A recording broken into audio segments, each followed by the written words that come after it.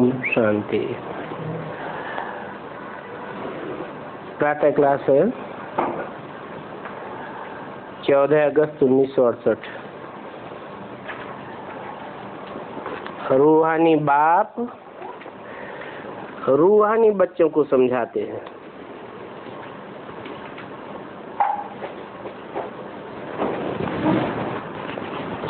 समझाने वाला भी रूहानी और बच्चे भी रूहानी।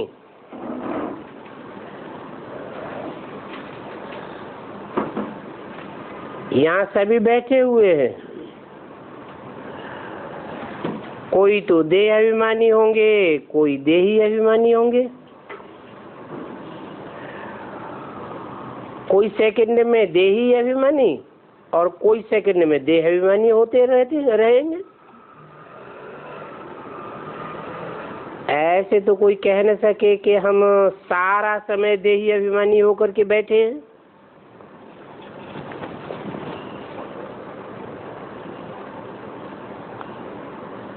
नहीं, बाप समझाते हैं कोई समय देह अभिमानी और कोई समय देही अभिमानी होंगे।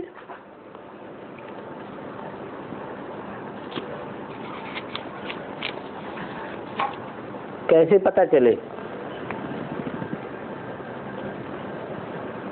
कि कब देह अभिमानी होकर बैठे हैं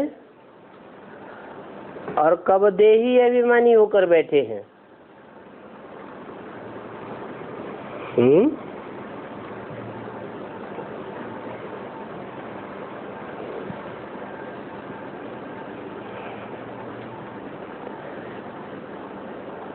अभी बच्चे ये तो जानते हैं हम आत्माएं अपने शरीर को छोड़ जाएंगे अपने घर, और जाना है बहुत खुशी से।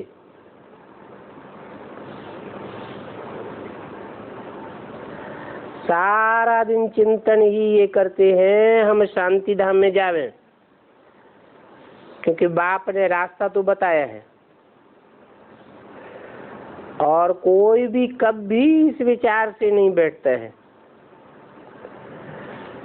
ये शिक्षा किसको मिलती ही नहीं है, ख्याल भी नहीं होगा। तुम बच्चे समझते हो ये दुखधाम है। अभी बाप सुखधाम जाने का रास्ता बताते हैं। जितना बाप को याद करेंगे उतना ही संपूर्ण बने यथा योग शांति धाम चले जाएंगे। यथा योग शांति धाम चले जाएंगे। यथा योग शांति धाम में जाना क्या होता है?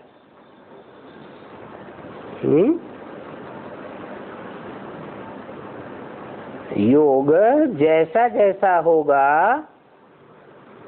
ऊंची कोटि का होगा, नीची कोटि का होगा, उतना ही शांति धाम में ऊंची स्टेज में जाएंगे। क्योंकि याद लगन को कहा जाता है, और लगाव में जो जितना तीव्र होगा वो बाप के उतने ही नजदीक जाकर बैठेगा। बाप तो है ऊंचे से ऊंचे, और बाप बुद्धिमानों की बुद्धि है।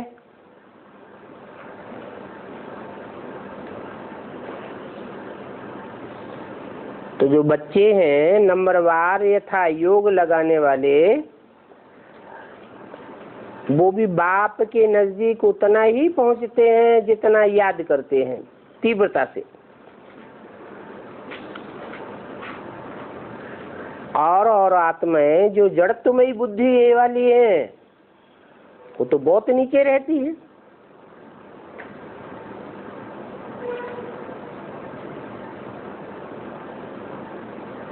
तो मुक्ति धाम यथा योग जाना है, जिसके लिए ही मनुष्य रुक गुरु करते हैं। परंतु मनुष्यों को बिल्कुल ही पता नहीं है कि मुक्ति, जीवन मुक्ति क्या चीज है।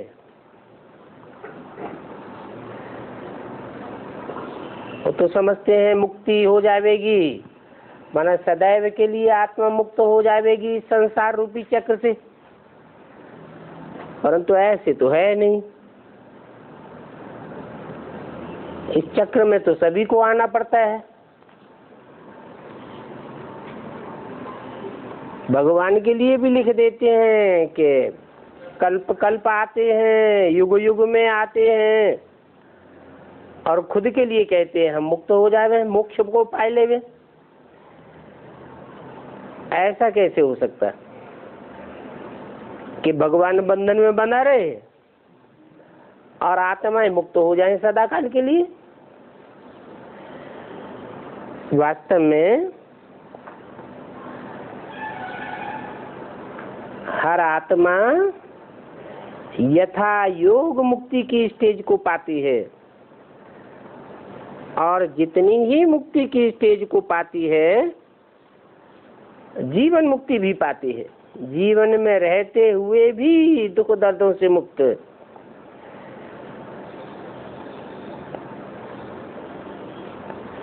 तो दुनिया में कोई नहीं जानते हैं, क्योंकि ये नई बात है।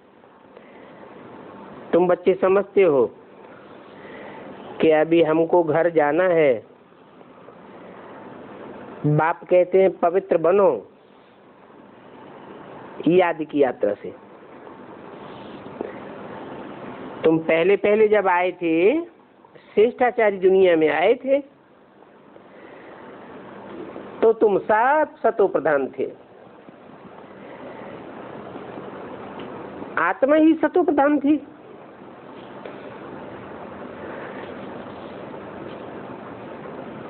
कोई के साथ कनेक्शन भी बाद में होगा, और जब कनेक्शन होगा तो जिसके साथ कनेक्शन होगा वैसा संग का रंग लगेगा।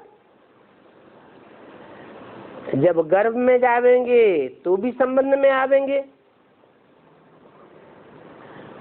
तुम जानते हो अभी हमारा ये अंतिम जन्म है।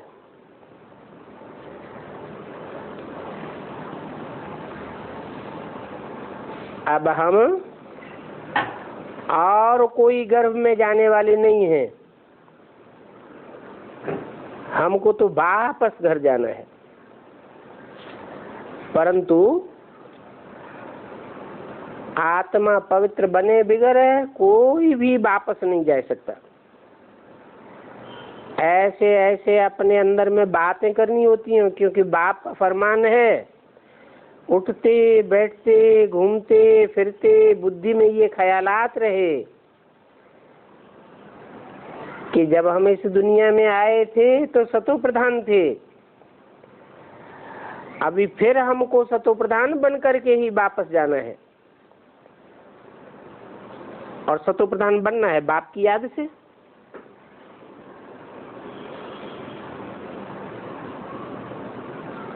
क्योंकि एक बाप ही है जो सदा सत्य है, सदा कल्याणकारी है।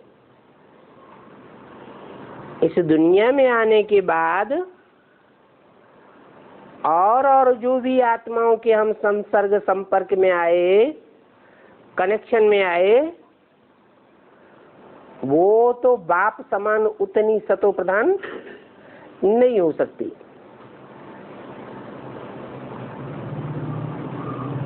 तो बाप की याद से हम सतो प्रधान बनते हैं। बाप ही पतितों को पावन बनाने वाला है, और तो साफ संग के रंग में आ जाते हैं। जो खुद ही संग के रंग में आ जाते हैं, प्रभावित हो जाते हैं, वो हमको पतित पावन कैसे बनाएंगे?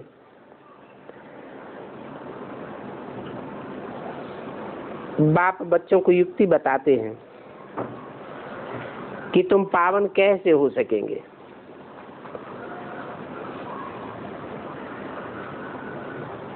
क्योंकि बाप ही सारी सृष्टि के आदि मध्य अंत को जानते हैं,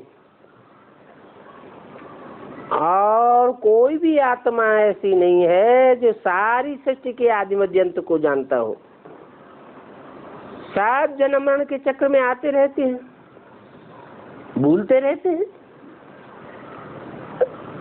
और कोई भी अथॉरिटी नहीं है सृष्टि के आदि मध्य अंत को जानने वाली। बाप ही मनुष्य सृष्टि का बीज रूप है। तो सारी सृष्टि के आदि मध्य अंत को जानते हैं। ये भक्ति कहाँ तक चलती है वो भी बाप ने समझाया है।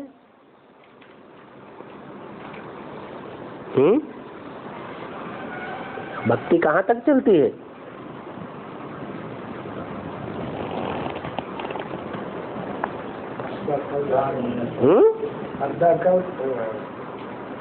हाँ, तो वो आधा कल्प भी कहाँ तक है?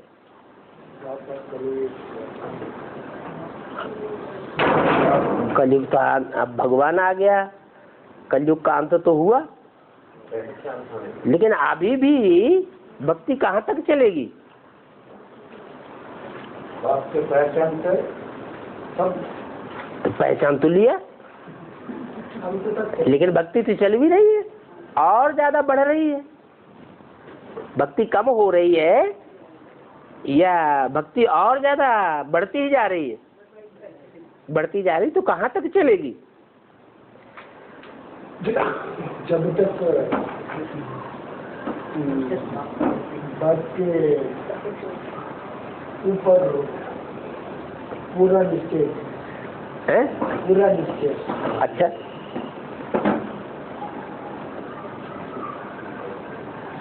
बाप के ऊपर पूरा निश्चय? अच्छा, एक कोई पूरा निश्चय नहीं हुआ होगा, सिर्फ ये के लिए लागू। हाँ, तो उसकी भक्ति खत्म हो जानी चाहिए। लेकिन सारी दुनिया तेरे बाद सर्व का बड़ा। भक्ति कहाँ तक चलती है वो भी बाप ने समझाया है। कब तक चलती है? जब तक अति न हो जाए तब तक अंत नहीं हो सकता। कोई भी चीज का अंत तब होता है जब अति हो जाती है। इतना समय ज्ञान मार्ग, इतना समय भक्ति मार्ग चलता तो है, ये सारा ज्ञान अंदर में टपकना चाहिए। ऐसे ही टपकना चाहिए जैसे बाप की आत्मा में ज्ञान है, वैसे ही तुम्हारी आत्मा में ज्ञान टपकना चाहिए। आत्मा शरीर द्वारा ज्ञान सुनती है और शरीर के आर्गन्स द्वारा ही सुनाती है। शरीर के बिगड़ तो आत्मा बोल भी नहीं सकती, सुन भी नहीं सकती।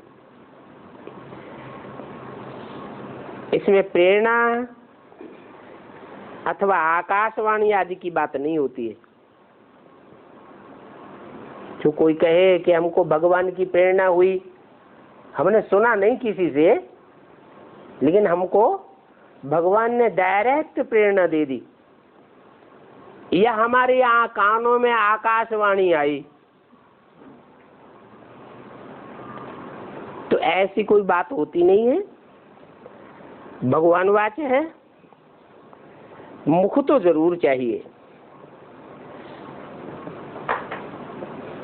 रथ ही चाहिए, और रथ भी कोई घोड़े गधे का थोड़ा ही लेंगे। क्यों? 700 में तो दिखाया हुआ है घोड़े गाड़ी वाली। घोड़ों की गाड़ी नहीं दिखाई है, 4 घोड़े दिखाए हैं, उनके साथ रथ जुता हुआ है। बाप कहते हैं ये कोई घोड़े गधे की बात नहीं है, ये तो मन रूपी घोड़े हैं जो भक्ति मार्ग में दिखाए गए हैं।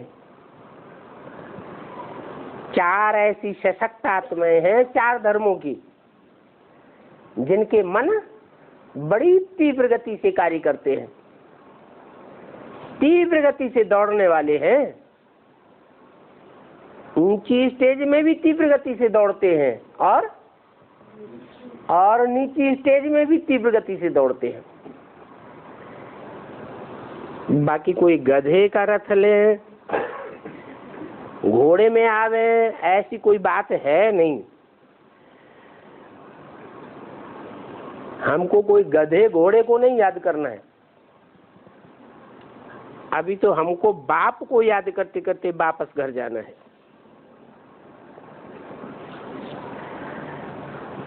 यहाँ तो हमको रहना ही नहीं है। दूसरा कोई मनुष्य ऐसे नहीं समझता है। तुम भी पहले समझते थे कि कलयुग 40,000 वर्ष का है, क्योंकि अज्ञान नींद में सोए पड़े थे। अभी बाप ने जगाया है। भक्ति मार्ग के शास्त्रों के कारण मनुष्य अज्ञान अंधेरे में घोर निद्रा में पड़े हुए हैं। तुम भी अज्ञान निद्रा में थे, अभी तुमको ज्ञान मिला है। अज्ञान कहा जाता है भक्ति को। भक्ति नाम क्यों पड़ा है? क्योंकि बुद्धि भागती रहती है, बुद्धि को ठिकाना मिलता ही नहीं, बाप का परिचय ही नहीं मिलता। पक्का ठिकाना न मिलने की वजह से बुद्धि भटकती रहती है, तीर्थों में, ठिकानों में, गिरजाघर, मंदिर, गुरुद्वारों में। इसको कहा जाता है अज्ञान, अंधेरा। अंधेरे में भटकते हैं ना। और ये भक्ति रूपी अज्ञान भी आधा कल्प चलता है। आधा टाइम दिन और आधा टाइम रात। ये भी कोई नहीं समझते कि 2500 वर्ष से हम मनुष्यों की बुद्धि भटकती चली आई है। कब से? जब से ये द्वैतवादी गुरु लोग, मनुष्य गुरु इस सृष्टि पर आए, तब से सबकी बुद्धि भटकती रही। उससे पहले भटकना नहीं था। सबकी बुद्धि एकाग्र थी। कहाँ? आत्मिक स्थिति में। आत्मिक स्थिति में एकाग्र होने को भटकना नहीं कहेंगे, उसे कहेंगे दिन। फिर जब बुद्धि भटकने लगी, भागने लगी,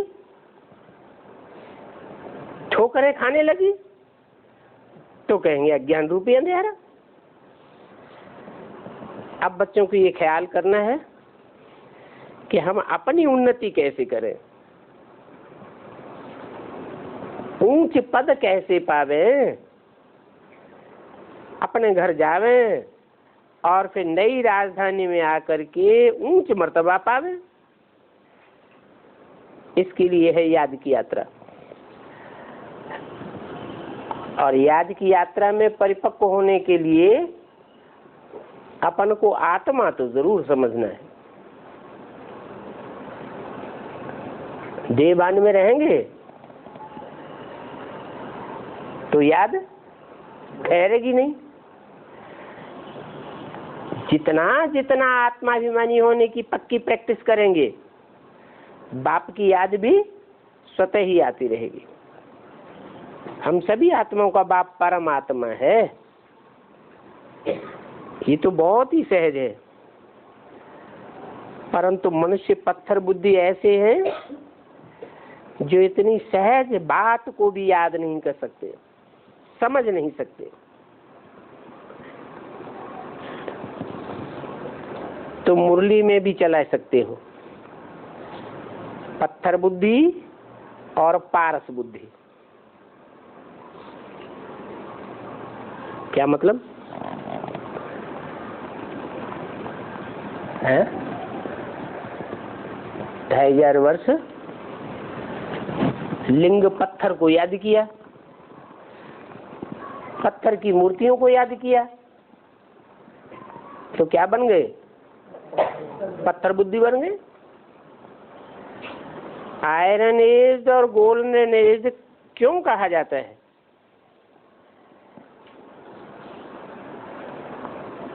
आयरन बहुत सख्त होता है और उसकी कीमत भी बहुत कम होती है, और गोल्ड की कीमत बहुत होती है,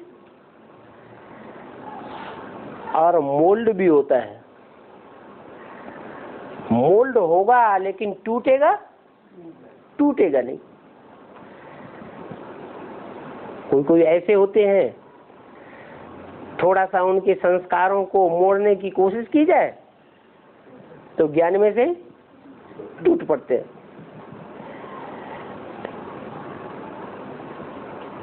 बाप ने समझाया है, इस समय सभी तमो प्रधान बुद्धि बन गए, क्योंकि अभी भ्रष्टाचारी नाम तो है ना।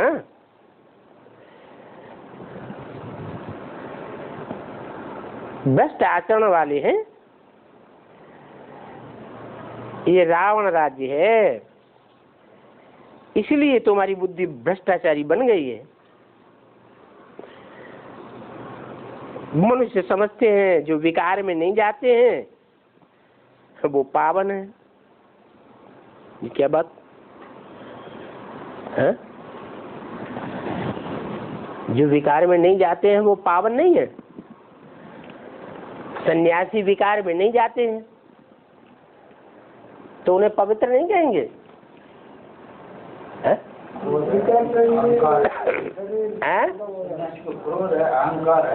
अहंकार है। अरे वो विकार में नहीं जाते तो पवित्र हुए ना।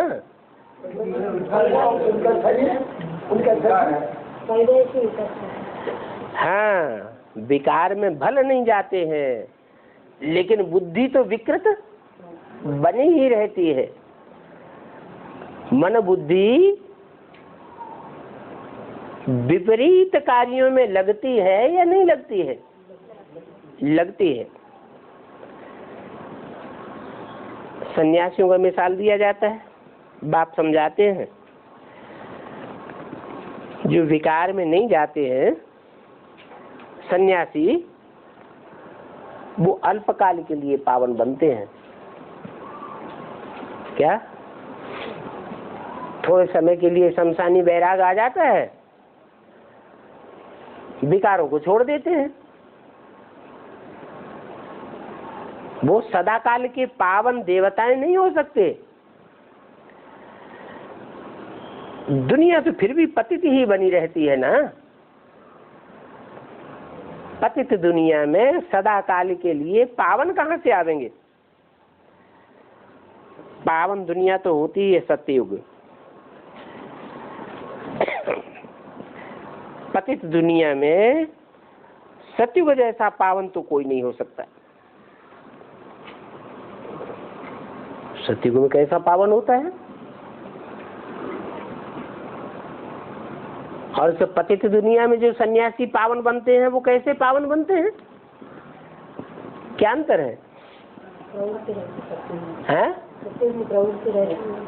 नहीं, हाँ, सत्युग में जो देवताएं होते हैं वो प्रवृत्ति में भी रहते हैं, मेल फीमेल साथ साथ जीवन में रहते भी हैं, और साथ साथ रहते हुए भी पतित नहीं बनते, और थोड़े समय के लिए भी नहीं, जन्म जन्मांतर के लिए पावन बनकर रहते हैं। और इस पतित दुनिया में बड़े सन्यासी बनते हैं, फिर भी अगला जन्म पतित पने से ही होगा। वहां तो रावण राज्य विकार ही नहीं होता, यहाँ तो रावण राज्य है।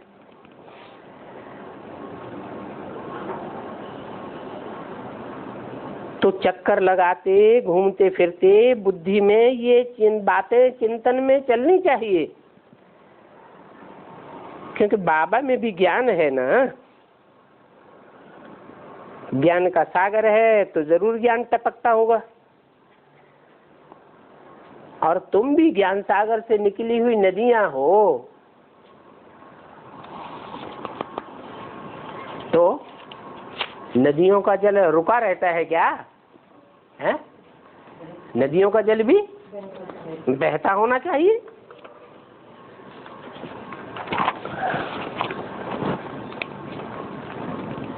हाँ, ये कहेंगे एवर प्योर तो सागर ही है। 14/8/68 की वाणी का दूसरा पेज। तुम कोई एवर सागर नहीं हो, क्योंकि तुम बच्चे तो पढ़ते हो। वास्तव में नदियां आदि पतित पावनी है, वो भी बात नहीं है। वो तो नदियां आदि कहने से गंगा यमुना आदि कह देते हैं। अभी तुम बच्चे समझते हो कि हम तो सभी भाई भाई हैं।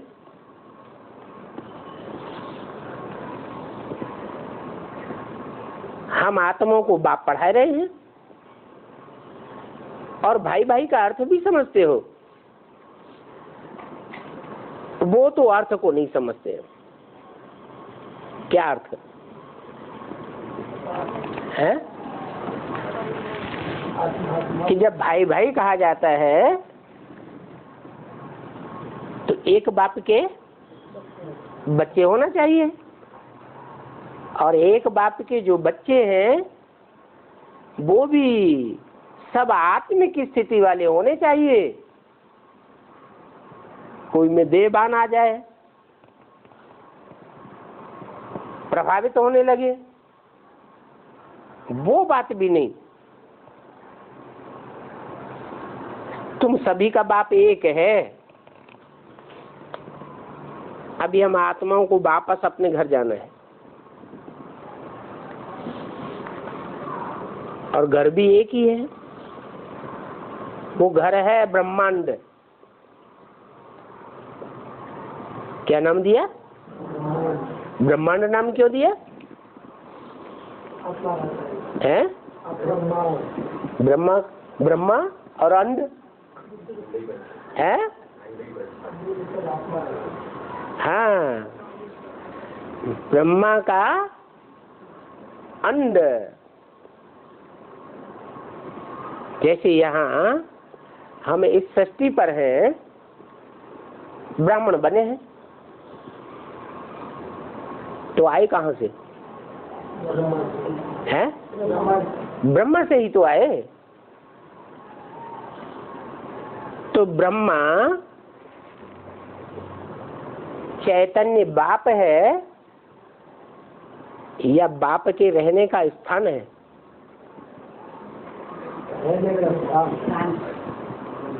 कहेंगे ब्रह्मांड, जहां अंडे मिसल हम सभी आत्माएं रहती हैं। उसको निराकारी दुनिया भी कहते हैं, जहां से आत्माएं आकर शरीर रूपी तख्त पर विराजमान होती हैं। और ये बहुत छोटी आत्मा है। अगर कोई को साक्षात्कार भी हो जाए तो भी कोई समझ नहीं सकता। बहुत सूक्ष्म बातें हैं। आत्मा निकलती है, जरूर कोई चीज है। कहां से निकलती है? अरे शरीर में से आत्मा निकल जाती है, शरीर मुर्दा हो जाता है। पहले चलायमान था, पर जब आत्मा निकल गई तो शरीर मुर्दा हो गया, निश्चेष्ट हो गया। तो साबित हुआ कि जरूर शरीर में से कोई शक्ति, कोई चीज निकल गई। इतनी सूक्ष्म है कि जब आत्मा शरीर से निकलती है तो कोई को दिखाई भी नहीं पड़ती है। बिंदी मिसल है। कब कहते हैं टिपर से निकल गई, कब कहते हैं इनकी आंखों से निकल गई। कोई का शरीर छोड़ते समय मुख खुल जाता है तो समझते हैं मुख से निकल गई। अब आत्मा कैसे आती है कैसे जाती है ये बात तो बाबा ने बताई नहीं है। बताई है कि शरीर में आत्मा कहाँ से आती है और कहाँ से जाती है, बाबा ने बताया क्या? हाँ, ये कहेंगे आत्मा शरीर को छोड़कर चली जाती है। तो जब आत्मा शरीर को छोड़ करके चली जाती है तो शरीर जड़ हो जाता है, फिर जरूर दूसरे जड़ शरीर में जाकर प्रवेश करती है। कहाँ? गर्भपिंड में जो पिंड तैयार होता है वो जड़ होता है या चैतन्य होता है? जड़ पिंड होता है, उसमें प्रवेश करती है। जब प्रवेश करती है तो चुरपुर होती है। किसको पता चलता है पहले? माता को पता चलता है। तो कहेंगे वास्तव में मनुष्य तो मिट्टी का पुतला है, आत्मा को थोड़ा ही पुतला कहेंगे। तो कहेंगे ये ज्ञान है, चलते फिरते बुद्धि में ये ज्ञान टपकना चाहिए। स्टूडेंट की बुद्धि में सारा ज्ञान सारी पढ़ाई रहती है ना, तुम्हारा भी सारा दिन पढ़ाई का ही ख्याल चलना चाहिए। जो अच्छे अच्छे स्टूडेंट्स होते हैं उन्हों के हाथ में सदैव कोई न कोई क्या रहेगा? किताब रहेगी, कॉपी रहेगी, पढ़ते रहेंगे। बाप कहते हैं तुम्हारा भी ये अंतिम जन्म है, सारा चक्कर लगा करके अभी अंत में आए हो तो बुद्धि में यही बातें स्मरण करना चाहिए, धारणा करके फिर औरों को सुनाना चाहिए। कोई को तो ये बातें धारण ही नहीं होती हैं। क्यों? कोई को धारणा होती है और कोई को धारणा नहीं होती है, इसका कारण क्या है? है?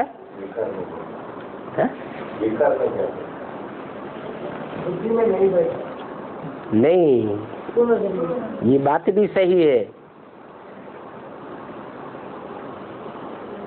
ब्राह्मणों को ये बात का अनुभव है कि जब विकारी बनते हैं, जिन दिनों जीवन ज्यादा विकारी हो जाता है, उन दिनों बुद्धि में से ज्ञान भाग जाता है। और जैसे जैसे हम निर्विकारी बनते हैं वैसे वैसे ज्ञान बुद्धि में टपकता रहता है। माने ज्ञान बुद्धि में ठहरे या न ठहरे, उसका कारण क्या हुआ? प्योरिटी। जो पवित्र सोने की बुद्धि होगी तो उसमें ज्ञान ठहरेगा, और अपवित्र बुद्धि होगी तो ज्ञान बुद्धि में ठहरेगा नहीं।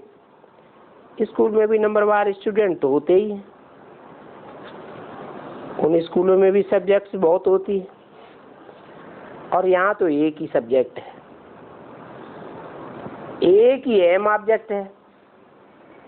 वहाँ तो एम ऑब्जेक्ट भी ढेर की ढेर होती है, वकील बनना है, डॉक्टर बनना है, ये बनना है, वो बनना है। यहाँ क्या है? यहाँ तो नर से नारायण बनना है, मनुष्य से देवता बनना है। यही पढ़ाई का चिंतन चलता रहे। ऐसे नहीं कि पढ़ाई भूल जावे और पढ़ाई की जगह और दुनिया भी ख्यालात चलते रहे। क्योंकि जो दुनियावी धंधे दौड़ी वाला होगा उसकी बुद्धि में क्या चलेगा? है? दुनियावी धंधे दौड़ी की बातें ही चलती रहेंगी। जो स्टूडेंट होगा तो स्टूडेंट धंधे दौड़ी तो करते नहीं है, उनकी बुद्धि में क्या चलेगा? पढ़ाई की बातें ही चलेंगी। तुम बच्चों को भी अपनी पढ़ाई में रहना है। कल एक निमंत्रण पत्र आया था, इंटरनेशनल योग कॉन्फ्रेंस पर। तुम उन्हों को लिख सकते हो, तुम्हारा ये है हठ योग। तुम्हारे इस हठ योग की एम ऑब्जेक्ट क्या है, सो बताओ। इससे क्या फायदा होता है? हम तो राजयोग सीख रहे हैं। परमपिता परमात्मा जो ज्ञान का सागर है, वो रचयिता हमको अपना और अपनी रचना के आदि मध्यंत का ज्ञान सुनाते हैं। अभी हमको वापस जाना है, तो बाप कहते हैं मन मना भव। ये हमारा मंत्र है। हम बाप को और बाप के द्वारा जो वर्षा मिलता है उसको याद करते हैं। तुम ये जो हठ योग आदि करते हो अथवा करते आए हो, उसकी एम ऑब्जेक्ट क्या है? हमने अपनी बात तो आपको बताई कि हम ये सीख रहे हैं, परंतु आप बताओ कि तुम्हारे इन हठ योग से क्या मिलता है। ऐसे ऐसे उनको रिस्पॉन्ड में नटसेल में लिखना चाहिए। तुम्हारे पास निमंत्रण तो बहुत आते हैं। ऑल रिलीजियन कॉन्फ्रेंस का तुमको निमंत्रण आवे, तुम बोलो आपका एम ऑब्जेक्ट क्या है। हम तो ये बात सीख रहे हैं, तुम अपना बताओ। क्योंकि ये जो राजयोग तुम सीख रहे हो इसका तो किसी को भी पता नहीं है। तो बोलो हम तो ये है पढ़ रहे हैं और हमको पढ़ाने वाला भगवान एक है। हम सभी ब्रदर्स हैं, हम अपन को आत्मा समझते हैं।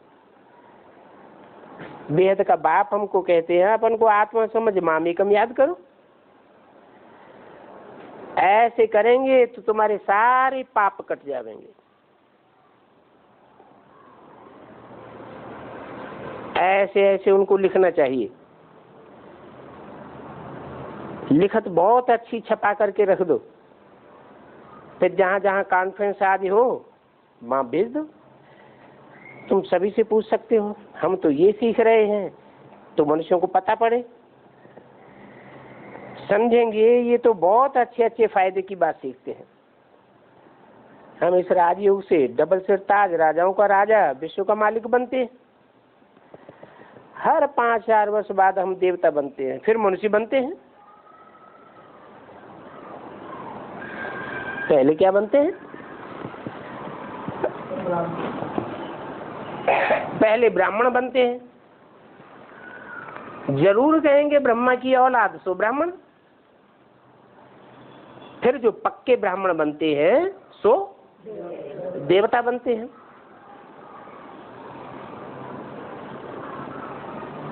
क्यों? जो ब्राह्मण है, पढ़ रहे हैं,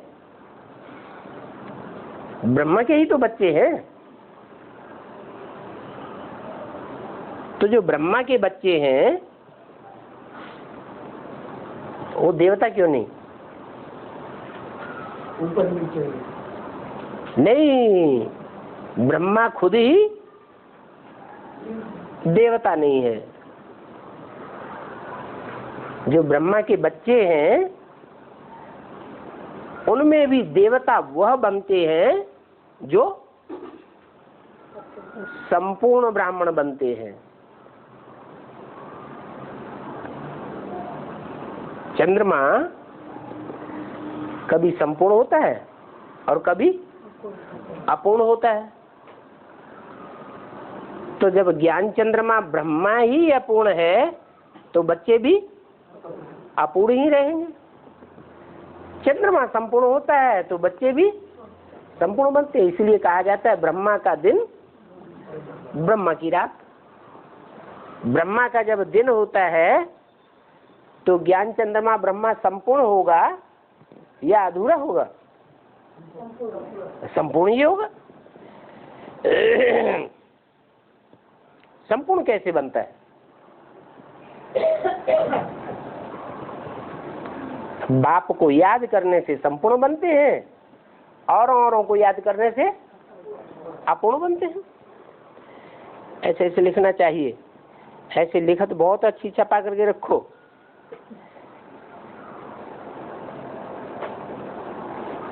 ऐसे ऐसे विचार सागर मंथन करके फर्स्ट क्लास लिखत बनानी चाहिए। हम तो राजयोग सीख रहे हैं, तो क्यों नहीं मनुष्यों को बताएं कि हम क्या सीख रहे हैं।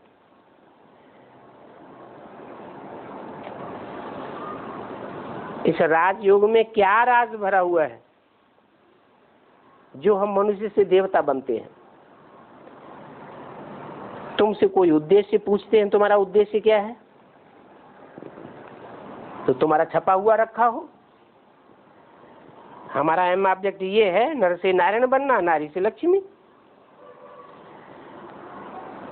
फिर उनसे भी पूछो, आप अपना एम ऑब्जेक्ट बताओ, आपके इस हठ योग से क्या प्राप्ति होगी। तुम तो फट से कह देते हो हमको विश्व की बादशाही चाहिए। जो विश्व की बादशाही और कोई को मिली नहीं है, राजयोग से ही विश्व की बादशाही मिलती है। ऐसे ऐसे लिखने से उनको भी टेम्पटेशन होगी। इसमें कोई हठ योग व शास्त्रार्थ आदि करने की भी बात नहीं है। तुम कोई से भी शास्त्रार्थ नहीं करेंगे। 1468 की वाणी का 3रा पेज। उन हठ योगियों को, शास्त्रवादियों को शास्त्रार्थ का भी कितना अहंकार रहता है।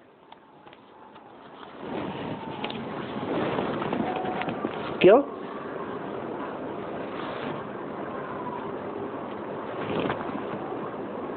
वो अपन को शास्त्रों की अथॉरिटी समझते हैं।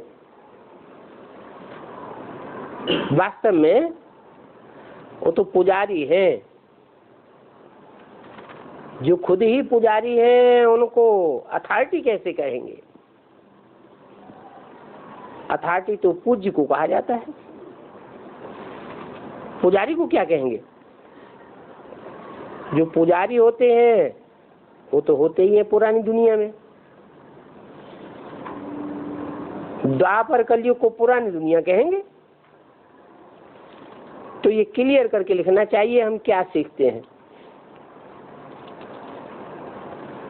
ब्रह्मा कुमारी का नाम तो दुनिया में बहुत मशहूर हो गया है। तुम पूछ सकते हो तुम्हारे इस हठ योग का एम ऑब्जेक्ट क्या है? बोलो। योग 2 प्रकार के होते हैं। एक होता है हठ योग और दूसरा होता है सहज राजयोग। और वो सहज राजयोग तो कोई भी मनुष्य सिखला ही नहीं सकता, क्योंकि मुश्किल को सहज करने वाला एक भगवान ही गाया हुआ है। और तो सब मुश्किल को बढ़ाने वाले हैं। राजयोग तो परमपिता परमात्मा ही सिखाते हैं। बाकी जो तुम्हारे ये अनेक प्रकार के योग हैं वो सब योग मनुष्यों की मत पर है। वहाँ देवताओं को तो किसी की मत लेने की दरकार ही नहीं होती है। देवताओं का कोई गुरु होता ही नहीं है। शास्त्रों में उन्होंने देवताओं का गुरु दिखाई दिया है। कौन है? बृहस्पति। अब बृहस्पति ग्रह है या सूर्य है? वो तो ग्रह है। जो ग्रह होते हैं वो स्वयं प्रकाशित होते हैं या सूर्य की रोशनी से प्रकाशित होते हैं? जिसमें खुद ही रोशनी नहीं है, ज्ञान नहीं है, वो दूसरों को ज्ञान कैसे देगा? तुम तो बाप से वर्षा लेते हो, तो वो देवताएं हैं जो दैवी गुण वाले होते हैं तो दो बाहों वाले मनुष्य, परंतु उनमें दैवी गुण वाले हैं इसलिए देवता कहा जाता है। और जिनमें दैवी गुण नहीं होते हैं, आसुरी गुण होते हैं, उनको कहा जाता है असुर। उन्होंने तो देवताओं को और असुरों को साथ साथ दिखाई दिया है। शास्त्रों में क्या दिखाया है? देवताओं और असुरों की लड़ाई लगी। अब देवताएं होते हैं सत्ययुग त्रेता में, असुर होते हैं द्वापर कलयुग में, तो लड़ाई कहाँ की दिखा दी? इस संगम युग में जब भगवान बाप आते हैं तो जो बाप के बच्चे बनते हैं वो हैं देवताएं, और जो नहीं बनते हैं वो हैं असुर। हाँ, ये कहेंगे कि बाप जब आते हैं तो कोई मुकर्रर रथ का आधार देते हैं। ये भी तुम बच्चे जानते हो कि देवताओं का भी राज्य था, फिर वो कहाँ गया, 84 जन्म कैसे लिए, इसके लिए सीढ़ी पर समझाना चाहिए। ये सीढ़ी का चित्र बहुत अच्छा है। जो तुम्हारे दिल में है वो तुम्हारी सीढ़ी में है। जो सीढ़ी का ज्ञान किसी को समझा नहीं सकते हैं उनको जट कहेंगे। सिर्फ सीढ़ी का ज्ञान। और चित्रों की बात क्यों नहीं बताई है? हाँ, कि जो भारतवासी होते हैं वही सीढ़ी 84 का चक्र पूरा चढ़ते हैं और वही उतरते हैं। तो चढ़ाव उतार का उनको पता रहता है और दूसरों को पता होता ही नहीं, पूरे 84 जन्म लेते ही नहीं। तो कहेंगे जट बुद्धि। जट लोग क्या पढ़ेंगे? सारा मदार पढ़ाई पर है। पढ़ाई है सोर्स ऑफ इनकम। ये सबसे ऊंची पढ़ाई है, दी बेस्ट है। क्यों सबसे ऊंची पढ़ाई? क्यों? क्योंकि पढ़ाने वाला ऊंच से ऊंच भगवान है।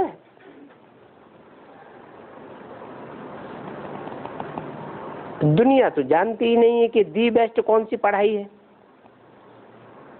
इस पढ़ाई से मनुष्य देवता डबल क्राउन बन जाते हैं। अभी तुम डबल सिरताजधारी बनने की पुरुषार्थ कर रहे हो।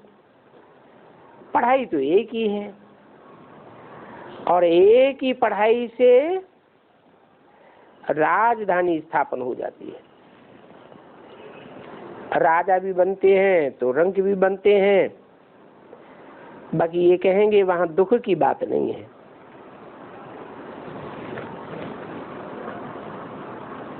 मरते तो हैं परंतु खुशी खुशी मरते हैं, खुशी खुशी शरीर छोड़ते हैं।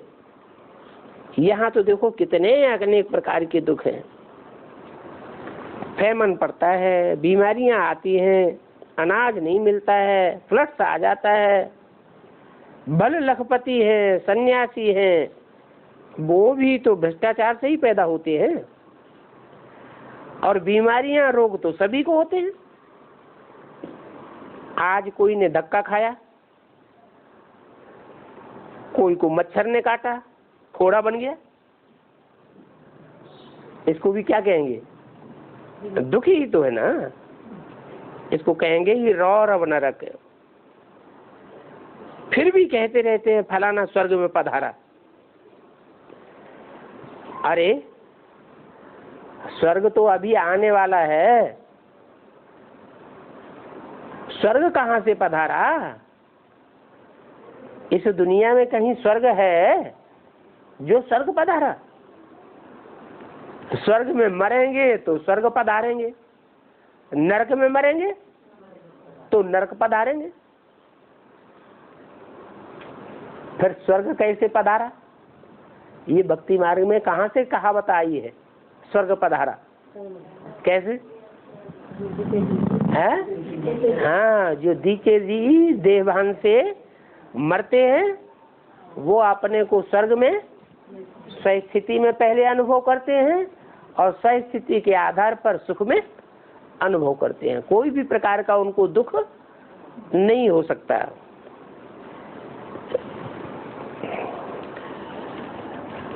तो ये बातें किसी को भी समझाना बहुत सहज है। अभी बाबा ने ऐसे ऐसे प्रस्ताव दिया है, लिखना तो बच्चों का काम है। बच्चों को खुद धारणा होगी तो लिखेंगे। मुख्य बात बच्चों को समझाते हैं कि अपन को आत्मा समझो, क्योंकि अभी आत्माओं के लोक में वापस जाना है। जहां जाना होता है वैसी स्थिति को धारण करना होता है। हम सतो प्रधान थे तो खुशी का पारावार नहीं था, हम विश्व के मालिक थे। अभी फिर हम तमो प्रधान बने हैं तो सहज पॉइंट्स, और बाबा तो ये पॉइंट समझाते ही रहते हैं। अभी कलयुग है, पहले सतयुग था, 84 जन्म सतयुग वाले ही लेते होंगे। ये बैठ करके अच्छी रीति समझाना है कि सब 84 के चक्र में नहीं आते हैं।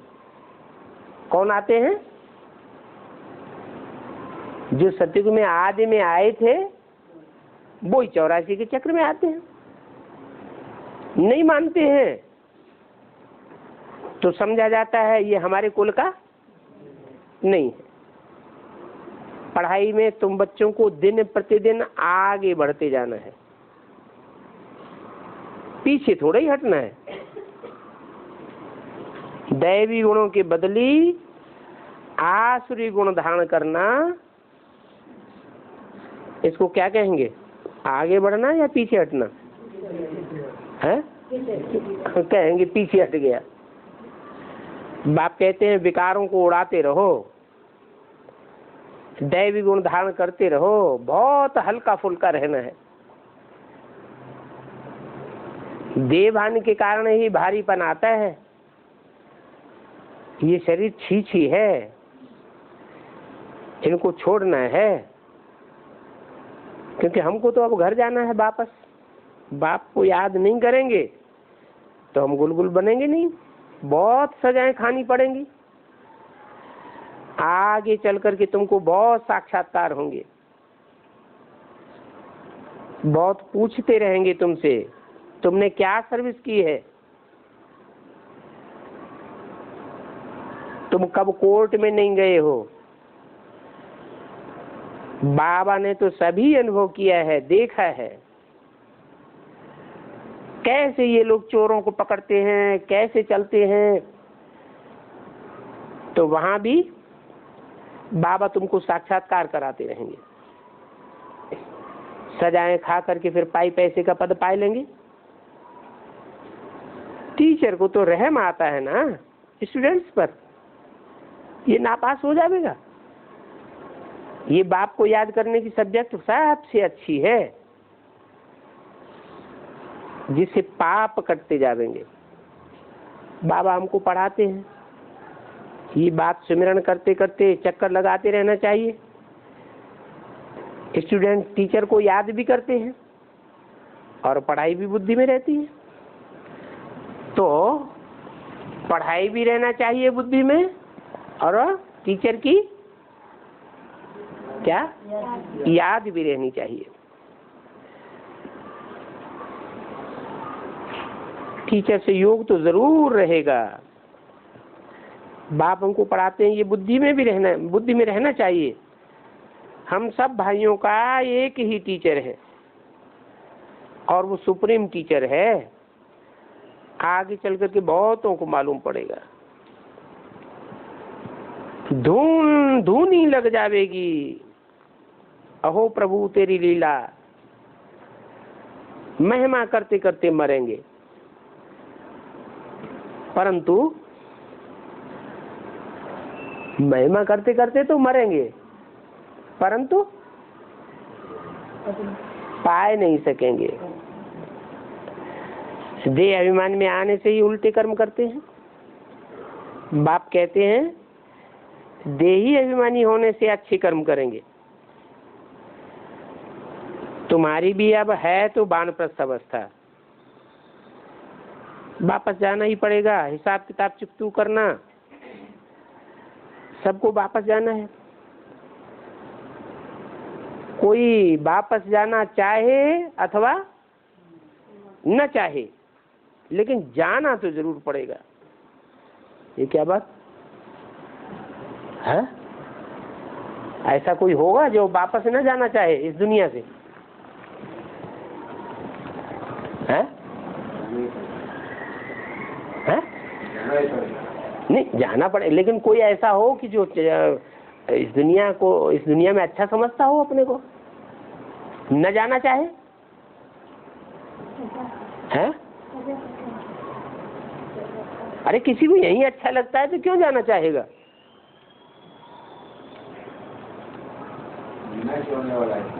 है?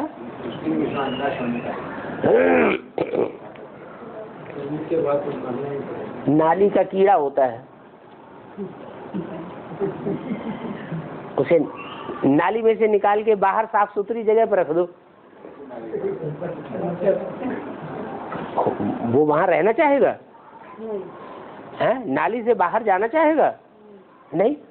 तो फिर कोई न जाना चाहे?